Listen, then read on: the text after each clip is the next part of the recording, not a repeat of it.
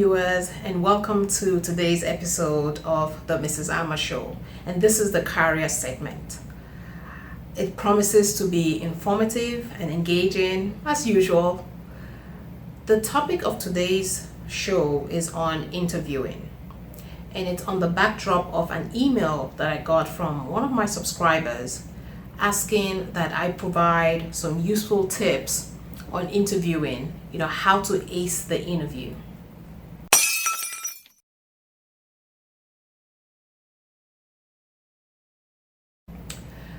There are various ways companies perform interviews, and some of the more common formats or more common fashions are phone interviews, panel interviews, or what you call a one-on-one interview with the hiring manager.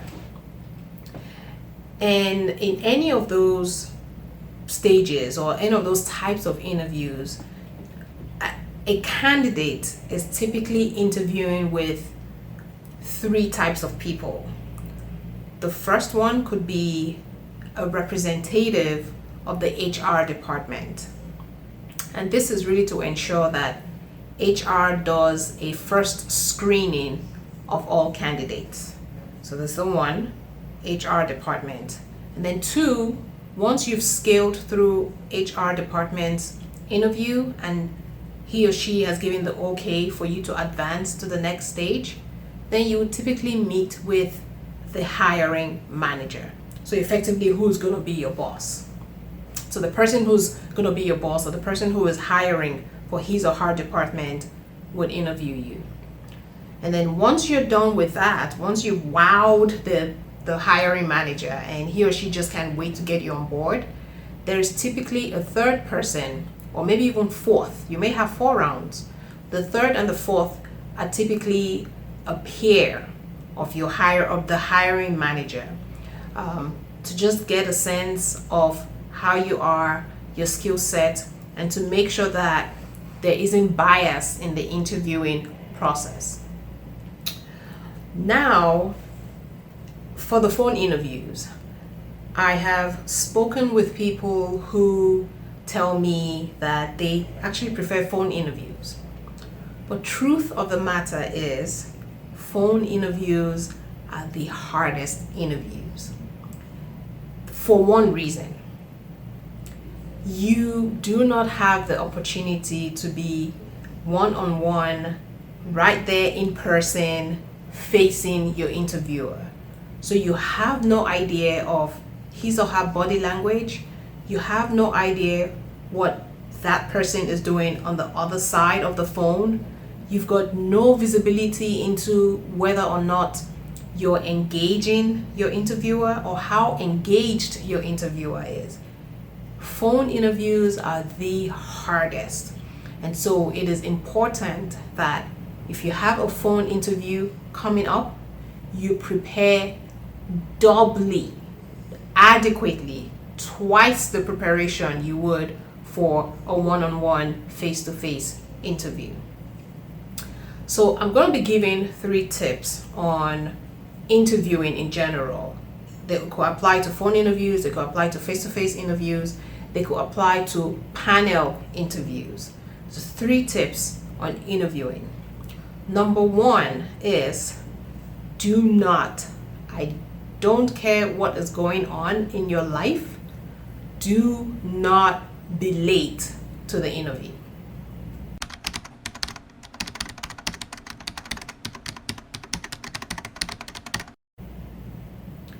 I can't stress this enough. I have performed so many interviews in my life, both as an interviewee, so a candidate for a role, and as an interviewer, so recruiting for a role in my department. And I cannot stress enough, one of my pet peeves is the candidate coming in late to the interview. It's just a total turn off. It speaks volumes. It tells the company and the person who is conducting the interview, it just tells that person, or you give the impression that you are not really serious about the job, and you probably will be coming late to work once I hire you. It's just a bad impression. It leaves a very sour taste. Granted, there could be the rare exception, or the rare occasion where you actually left your house very early, but maybe there was an accident on the road, or there were road constructions and there detours or whatever else. That's fine, but give yourself adequate time. Leave early, leave your home early, get to the place and be settled in. If you are running late for whatever reason, there's an accident on the road, or there's a total road shutdown, or whatever it is, call the hiring manager or the HR person and let that person know. Call in a timely manner. Don't call 10 minutes to the time or 15 minutes to the time. Call in a timely manner. So do not be late. That's one. Two is do your research.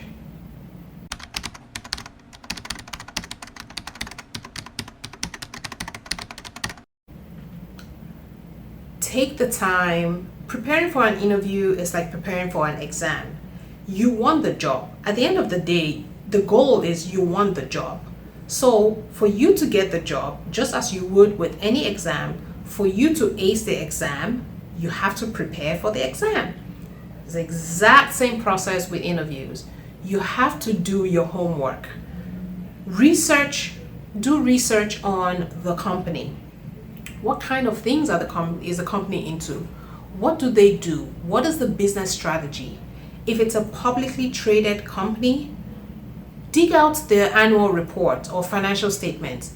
Go through the balance sheet, go through the financial statements to get a sense of what this company is all about.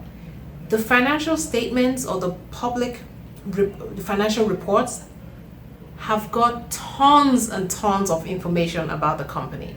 If it's a private company, granted, there may not be too much out there in the public, but you can still find some information.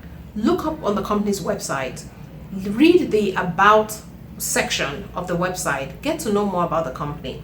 One, read up on your potential interviewers. By now, you probably have a good idea of who you're interviewing. HR would have sent an email to you with a list of, if it's a panel interview, with a list of the interviewers. If it's the one-on-one interview with the person you're going to be interviewing, look up the person on LinkedIn. I mean, these days, everyone is on LinkedIn professionally. Look up the person.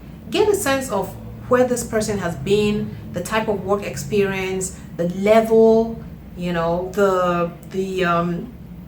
the person has, had overseas assignments. I mean, there's a wealth of information you can learn about the person and try to weave that into you and your experiences and what you bring to the table. At the end of the day, the key is to wow the interviewer, but also gain rapport with the interviewer. And what better way to gain rapport than to know the background of the interviewer and weave that into, you draw out inferences from that and have that rapport with the interviewer. It's great. Do your homework. What industry is the company in?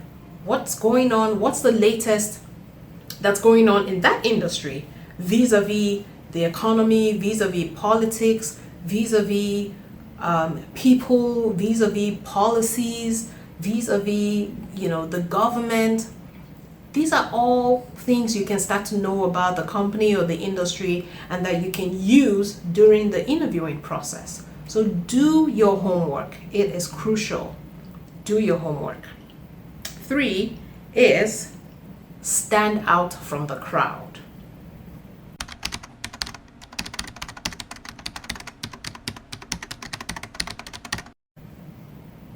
Now, what do I mean by this? I am 100% certain that you are not the only one who is interviewing for this role. It's guaranteed. I can bet my dollars on it. More than likely, there's a pool of candidates. There's probably a pool of candidates the company has already interviewed, and then now you're here, and I can guarantee it, there are probably more yet to be interviewed for this exact role. So how do you stand out? How do you make a lasting impression to the interviewer? Besides doing your homework, you want to be engaging. You want to make sure you build that rapport with the interviewer. Use the knowledge that you have or that you discovered from your research of the interviewer or the company or the industry or the business, and start to weave it into your responses during the interview. And try to look for innovative ways of responding to the questions. Don't use the cookie cutter, cliche responses. So let me give an example. The interviewer asks you, why do you think you're the right fit for the role? Why should I hire you as the bank manager for XYZ branch? Instead of just sitting there, now a typical cliche response will be something like this. Oh, I think you should hire me for the role of the bank manager for XYZ branch because I bring aboard, my dedication, I'm detail oriented, and I will get the job done. As the hiring manager, you actually haven't really told me why you're good for the role. Yes, you're dedicated. Well, so is A, B, C, D, E, F, G. Your experience, or you'll bring much to the table. Again, so will A, B, C, D, E, F, G. So why should I hire you and not B? So instead of that cliche response, a good response would be, okay, the role of a bank manager is very crucial. Not only is the bank manager responsible for ensuring that profits are up, that there's 100% customer satisfaction, and that issues are resolved in a timely manner, I will also ensure bringing on board my experience in resolving issues in conflicts resolution, in making sure that I boosted revenues at my last job by 20%. Not only do I bring those to the table, but I also guarantee employee satisfaction, empowerment, and the ability to train my staff for them, to enable them make decisions in a timely manner. That is what I bring on board. And when you hire me as a branch manager or the bank manager of XYZ branch, you will not be disappointed because I've got gravitas, I've got dedication, I've got what it takes, and my resume speaks for itself. That is why you should hire me.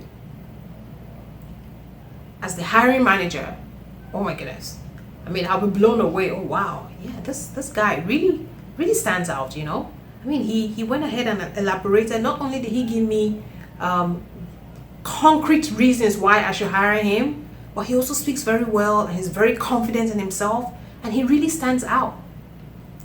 That is basically what you want to achieve at the end of the interview. You want to make sure that you ace the interview and you leave a lasting impression on the interviewer's mind, such that when he or she goes away after the interview for a debrief session with maybe other interviewers, he or she would easily remember you, remember your responses, and remember and will discuss with the others and basically advocate for you why the company should hire you and not be candidate B or not candidate F. Why it should be candidate U. Okay, viewers, so we can do this. I'm going to rehash the 3 tips again. Number 1 is do not be late. Try not to be late. Give yourself ample time. Leave home on time. Map out the routes. See how long it takes you from your home to the place, and give yourself ample time. So don't be late. Number 2 is do your research. Do your homework. Do research on the company. on the industry, on the person who's going to be interviewing you, or the people who are interviewing you, and build the knowledge from that research into your responses. And 3, stand out from the crowd. Don't give cookie cutter, cliched responses to questions. Make sure you have well thought out responses and draw out key achievements from your current job or from prior jobs that basically tells the manager why they should hire you and not candidate A, B, C, D, or E. Why it should be candidate you. Okay, viewers, this brings us to the end of today's vlog. I hope that you apply these tips. If you're out there interviewing, it is tough because there are tons of people interviewing for the same role, but you have what it takes to go out there, knock it out of the parks, and stand out and get the job. So until I see you on the next episode of the Mrs. Amma Show, I say go forth, get that job, and conquer. You stay well.